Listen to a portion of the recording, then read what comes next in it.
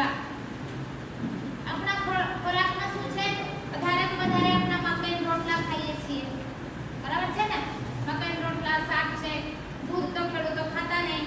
હા, અમૂલ દૂધના પ્રચાર આવે કહે છે કે અમૂલ દૂધ પીતા હૈ ઇન્ડિયા, કહે છે ને? અમૂલ દૂધ પીતા હૈ ઇન્ડિયા. પણ અમે ધીરેથી ના પાછળ લખવાના અરજી કરી છે. ગુજરાતીનું કો છોડ દે.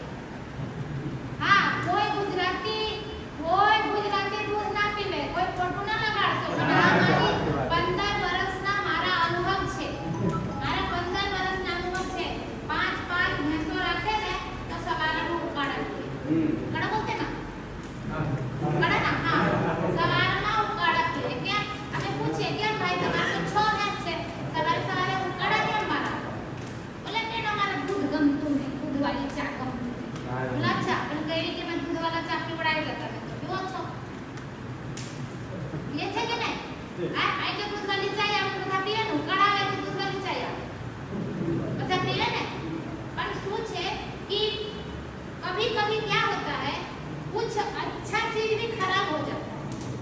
ये तो डेयरी है ना, डेयरी की मैं सपोर्ट करती हूँ भाई, कोई शिकायत ना करने वाला. हाँ, पर डेयरी ખેડૂતના શરીર પર બહુ પ્રભાવ ડાલે. ન્યુટ્રિશન બધા શું કરે?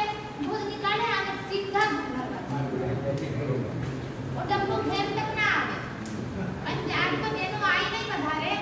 હું બેનને શીખાવું કે બેન 1 લોટા દૂધ ચોરી કરવાનું, 1 લોટા દૂધ ખાટાના નીચે મૂકી દો ઘેરમાં લોકોને ખવડાવવા માટે.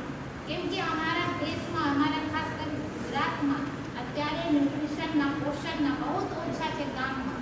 મોટા સાહેબોનો નોલેજ છે તો આ બધું તો કેલોરી ગણતરી કરીને ખાય.